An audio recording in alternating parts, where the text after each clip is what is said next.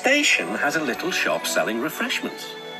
The driver, fireman, and the guard buy tea and cakes from the refreshment lady. At last, the waiting was over, and Peter Sam was sizzling with impatience. "Beep! Hurry up, please!" he whistled to the passengers. How awful, he thought, if we miss Henry's train. The guard was ready with his flag and whistle. The refreshment lady was making her way to the train. Then it happened. The guard says that Peter Sam was too impatient. Peter Sam says he was sure he heard a whistle. Anyway, he started. "Stop, stop, stop," wailed the coachers. "You've left the refreshment lady behind." "Bother," groaned Peter Sam.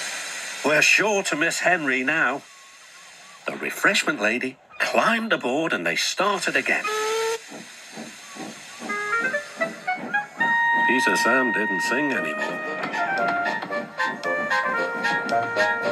Instead, he hurried along the line as fast as his wheels and his driver would let him.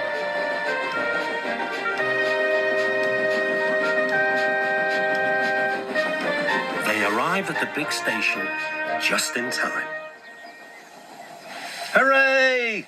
said Peter Sam. He felt very relieved. "Not bad, youngster," said Henry loftily. But the refreshment lady was still cross.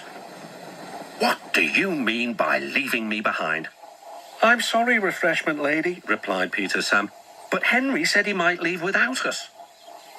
Then the refreshment lady laughed. "You silly engine, Henry was teasing you. He wouldn't have gone without our passengers. He's a guaranteed connection." "Well," said Peter Sam, "where's that Henry?" But Henry had chortled away.